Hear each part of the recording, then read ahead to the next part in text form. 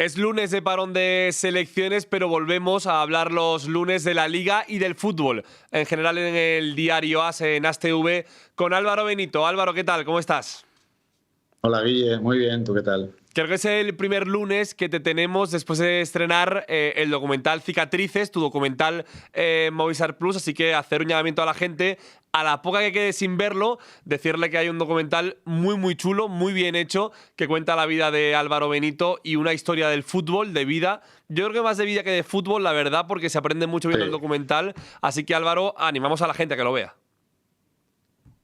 sí, lo primero que estoy muy agradecido y muy satisfecho con el resultado porque siempre da un poco de miedo abrirse de esta manera y contar con detalle pues gran parte de tu vida. Lo que tú dices es la historia de una vida, porque obviamente mi carrera deportiva pues desgraciadamente fue muy efímera, ¿no? Entonces de lo deportivo había poco que contar, pero es cierto que el lado emocional que me ha acompañado a mis trabajos, creo que la historia tenía que contarse, o sea, y de esta manera que la gente informe, la verdad que siempre tiene una manera de tratar el lado del deporte contado desde el corazón, que yo creo que para mí era una garantía de éxito, así que estoy muy contento con el resultado. Gran Informe Plus, gran documental. Álvaro Benito, Cicatrices, ya está en Movistar Plus, lo podéis ver cuando queráis, que es muy chulo. Álvaro, te quiero preguntar por fútbol y te quiero preguntar por un tema importante en el Real Madrid, que es encontrar el sitio a Güler para que pueda jugar al lado, delante, detrás o cerca de Bellingham. El tema de si Bellingham y Güler son compatibles en un 11 de Xabi Alonso, campeón y ganador de partidos de fútbol. No sé tú cómo lo ves, porque ya en el derbi jugaron juntos. El siguiente partido después del derbi frente al Villarreal, Bellingham se sentó, también viene de una lesión, es importante recalcarlo. Pero Güler, la verdad que es la gran noticia de la temporada del Madrid al lado de Mbappé y está muy enchufado. Bueno, no es un tema de fácil solución, tiene que ver con tu idea de juego, tiene que ver con lo que necesitas para tu idea de juego y lo que te pueden dar ciertos jugadores para tu idea de juego. En lo que hemos visto estos meses de Xavi en su carrera como entrenador, ya sabemos que su modelo lo que le gusta es vivir en el campo del rival, ser muy dominante con la pelota, ser muy presionante hacia adelante, defender hacia adelante, presionar la pérdida. Para ser un equipo dominante durante la mayor fase del juego necesitas jugadores que te den amplitud, que te den profundidad desde la amplitud, que te den desequilibrio en la amplitud, porque si vas a dominar el rival va a estar metido en su campo, va a haber poco espacio. Entonces, por poner un ejemplo, si juegas en un 1-4-4-2 con Bellingham y Güler en los costados, como falsos jugadores de fuera, pero ninguno de los dos son jugadores de fuera, aunque Güler te pueda partir algo más desde ahí, bueno, pero ¿quién te da la amplitud? ¿Quién te da el desequilibrio por fuera? ¿No? Ese es el problema. Yo creo que es un buen 11 si quieres defender un poquito más atrás y atacar vertical. Primero porque tienes dos balas arriba, que con espacio por delante como Vinicius y Mbappé te van a hacer mucho daño. Quiero decir que no es una cosa tan sencilla como decir mete un hombre por otro por rendimiento. Tienes que ver qué te funciona para tu modelo de juego. Y si Xabi Alonso, como hemos visto, quiere dominar y vivir en el campo del rival, necesitas amplitud, necesitas desequilibrio por fuera, ¿no? Y eso pues te lo puede dar seguramente por fuera más Tantuono que Güler, que yo lo veo cada vez más un jugador de dentro, que es cierto que esto está realizando un gran rendimiento y que no merece salir del equipo, y por el otro lado te lo va a dar Vinicius o Rodrigo en su defecto, obviamente.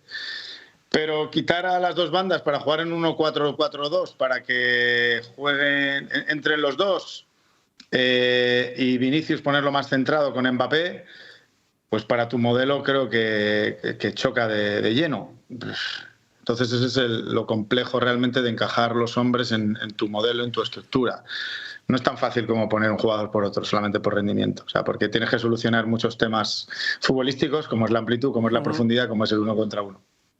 Ya probó algo muy parecido, se probó algo parecido en la etapa de Ancelotti con James e Isco, jugando en bandas, con ese 4-4-2, Kroos y Modric por dentro, James en la izquierda, Isco en la derecha, algo parecido, pero bueno, ahí hay un principio de idea que Xabi Alonso puede trabajar, o puede trabajar otras importantes. Yo te iba a preguntar por Güler, incidir un poquito en la figura del turco. Álvaro, como tú dices, no merece salir del 11, está haciendo un gran inicio de temporada, además, sumando goles y asistencias, que no lo es todo, pero siempre está bien que un jugador vea reforzado su nivel y su jerarquía también con números.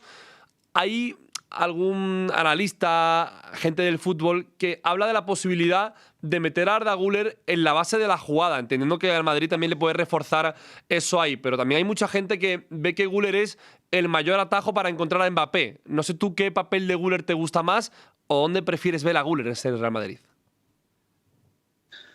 Ya te digo que me parece un jugador de dentro, claramente, mucho más que de fuera. No tiene la capacidad de repetir esfuerzos que necesita un extremo de hoy en día en altas velocidades, ¿no? En altos esfuerzos. Y porque yo siempre me imagino lo que necesitan los equipos top ahora mismo, ¿no? Y tú analizas Paris Saint-Germain, Liverpool, etcétera, el Barça, pues con ese tipo de extremos, ¿no? A ver, luego hay otros equipos claro que tienen otros modelos, pero yo pienso siempre pienso en la idea que tiene Xabi Alonso en la cabeza.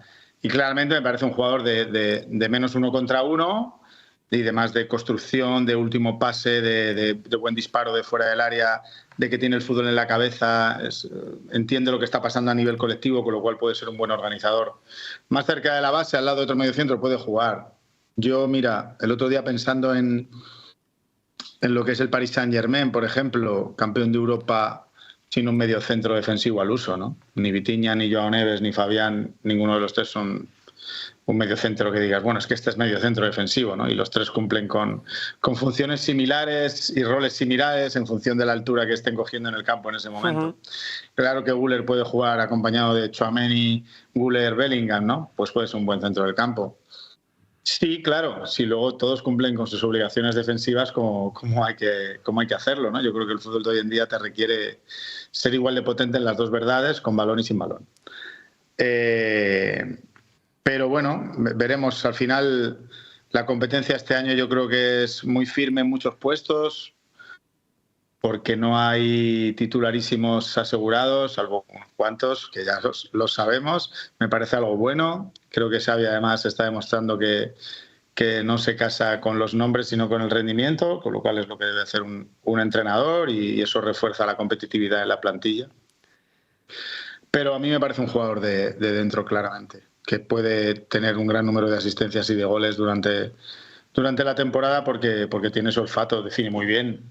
Y luego es un jugador que ve muy bien los jugadores que tiene por delante y Mbappé se está beneficiando, ¿no? Yo el año pasado me cansé de decir que Mbappé muchas de las veces que caían fuera de juego es porque no le veían en su momento justo, ¿no? Él realiza buenos movimientos, como está demostrando, es un jugador que se mueve muy bien, que lo entiende muy bien, el juego el hecho de moverse en la profundidad y que no le encontraban con la facilidad o con la asiduidad que se debería. Este año parece que el equipo ya tiene más claro que hay que buscarle en casi todas las circunstancias, ¿no? Y Güler la verdad que le está encontrando mucho y bien.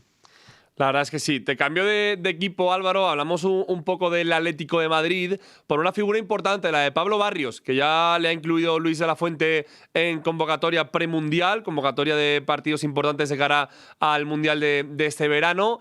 Quiero que me comentes qué te parece la temporada de Barrios y en sí el jugador, porque lleva mucho tiempo demandando un sitio en la selección, algo que está muy cotizado, sobre todo en el centro del campo actualmente, con todos los jugadores que hay en la Bundesliga, en la Premier, en la Liga, que hacen tan buen labor, ¿no? En el centro del campo, también en la Ligue 1 con Fabián, que nombrabas antes. Pero Pablo Barrios parece que ya se ha hecho un hueco y apunta al Mundial. Es un jugador que me encanta. Pablo creo que le conozco además de su etapa de canterano en el Real Madrid, antes de irse al Atlético, y ya era un jugador que se le veía que con gran talento, con grandes facultades.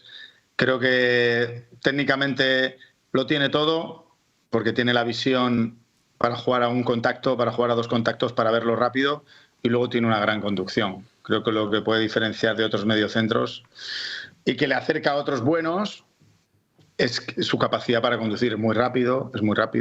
Y creo que en estos años, desde que apareció en el primer equipo del Atlético de Madrid, el Cholo le ha exigido y le ha obligado, entre comillas, y que yo creo que lo está recorriendo el camino para ser un cada vez mejor jugador sin la pelota. Y creo que eso es fundamental para un jugador de esa posición hoy en día, para ser élite, para ser top. Yo creo que Pablo ya se está convirtiendo en un jugador súper élite en su posición y si sigue este crecimiento va a ser de los mejores de Europa en su posición durante los próximos años. A mí es un chico que me gusta mucho, me parece que su convocatoria en la selección es muy merecida. ¿Lo ves importante en clave de selección? Porque tenemos ahora mismo un folio en blanco, un lienzo en blanco. No sabemos si va a ser muy importante para De La Fuente o un jugador de rotación. Pues quién lo sabe, Guille, no podemos predecir el futuro, ¿no? Lo bueno es que España tiene muchos jugadores de dentro muy, muy potentes, hay muchas opciones. Es cierto que él, por ejemplo, pudiendo jugar muy cerca de la base, es muy diferente a Zubimendi, por ejemplo. Puede tener más similitudes, por ejemplo, con Pedri en cuanto a ver, que yo sé que luego la gente se las coge con papel de fumar, en cuanto a que es un chico que puede ayudar en la construcción y que luego tiene capacidad de unir las líneas con la conducción, ¿vale? Incluso capacidad de llegada. Yo lo veo así a él como futbolista. Entonces, bueno, yo creo que puede ocupar, fíjate, cualquiera de las 3 posiciones del medio de la selección y hacerlo bien. Obviamente creo que cualquiera de las 2 posiciones con menos altura le vienen mejor, ¿no? Ver el juego más de cara que de espalda. Además, veremos la utilización que le da Luis de la Fuente a Pedri, ¿no? Que le ha seguido poniendo en muchas ocasiones todavía como el centrocampista más adelantado, media punta, llámalo como quieras. Y yo creo que bueno que esa duda de retrasarlo como en el Barça, donde ha alcanzado su máximo esplendor como futbolista, pues siempre va a estar ahí. Entonces veremos luego de cara al Mundial qué posición acaba ocupando el canario, que sí que es indiscutible. Y Álvaro, te hago la última, no de Pedri, pero sí del Barça. Estamos viendo que hay una fórmula anti-Flick. Ya Luis Enrique lo hizo el otro día a la perfección con Gonzalo Ramos en la segunda parte. Dejar a un delantero muy estirado, casi en fuera de juego, no, en fuera de juego, para aprovechar la duda de la línea defensiva sin Íñigo Martínez. Se va atrás, llega un jugador por detrás que no está en fuera de juego y hace la jugada. Ya el delantero, el rematador, tiene ya, digamos, esa ventaja, ¿no? De estar hacia adelante. Lo hizo el Rayo de Íñigo Pérez con Isi Palazón, lo hizo Simeone también con Sorloz la temporada pasada y Luis Enrique lo perfeccionó tanto el otro día que le sacó mucha ventaja en la segunda parte. No sé tú eso cómo lo ves, cómo ves la línea defensiva del Barça ahora sin Íñigo Martínez y si te preocupa o no te preocupa. Atacar una línea defensiva adelantada siempre ha sido de las cosas más fáciles que hay en el fútbol. Creo que es una de las cosas más vulnerables. Una línea adelantada es vulnerable, salvo que tú, el resto del equipo, pues hagas una presión muy ordenada, muy continuada y que el pasador siempre esté agobiado. El paso hacia adelante en la línea defensiva normalmente se da cuando ves que el pasador está agobiado y que tienes posibilidad de reducir ese espacio para dejar a los jugadores en fuera de juego. Si el pasador está encima, cerca de tu línea, no está presionado, pues es de las cosas más sencillas de atacar para un futbolista de élite, en mi opinión. Yo siempre he manifestado, y el año pasado, que el Barça coge mucho riesgo y que depende claramente de su presión y de su tenencia de balón. Si la tenencia es buena, te obliga a vivir muy cerca de tu portero, con lo cual la presión tras pérdida y la presión es mucho más efectiva, tienes mucho más distancia que recorrer en los pases hacia la espalda de la línea defensiva, es mucho más fácil de corregir y de dejar a los rivales en fuera de juego. Estamos viendo en los últimos partidos que el Barça hizo una buena primera parte contra el Paris Saint-Germain, ¿eh? Y ahí, por ejemplo, no tuvo tantos problemas a su espalda. Sí. El problema es cuando ya no tienes tanta tenencia, sigues queriendo ir a defender hacia adelante de una manera más desorganizada y los pasadores no están presionados, pues contra jugadores rápidos eres muy vulnerable. Entonces, el éxito de esa línea defensiva dependerá de lo buena que sea la posesión del Barça, de lo eficaz que sea esa posesión, de que no tenga pérdidas, que sea capaz de hundir a los rivales y luego de que el pasador esté siempre apretado. Aún así, yo creo, y el año pasado, que le salió muchas veces cara al Barça en este juego de ir un poco al límite. No todas las jugadas son de ir a defender hacia adelante. De hecho, el otro día el gol del Paris Saint-Germain que le da victoria es una jugada donde Kangin Lee se da la vuelta y Cubarsí salta de la línea. Cuando muy lejos se da la vuelta y tiene a Kraft todo el camino prácticamente solo para poner un balón a placer, ¿no? Con esto, ¿qué quiero decir? ¿Qué tengo yo en la cabeza? Que hay momentos y momentos. El Paris Saint-Germain en los últimos 25 minutos del partido te estaba superando claramente a nivel físico, el Barça estaba cansado, estaba muy abierto y que a veces hay que protegerse, que un empate no era malo. Quiero decir, bueno, atacar una línea defensiva adelantada con el pasador sin presionar, date por fastidiado, ¿sabes? Totalmente. Hay que tenerlo todo muy, muy controlado, que lo tuvo Flick, la temporada pasada durante mucho tiempo y un ratito contra el PSG, lo que le duró al Barça el físico 100% que tiene el PSG con Fabián, con Nuno Méndez, con Vitinha, con Akraf, como decía Álvaro, y ahí el PSG pues sacó la diferencia. Álvaro, un placer, como siempre, hablar contigo los lunes aquí en el diario AS Fútbol y te seguimos escuchando y leyendo en el diario asenas.com. Lo mismo digo, un placer, chicos. Chao.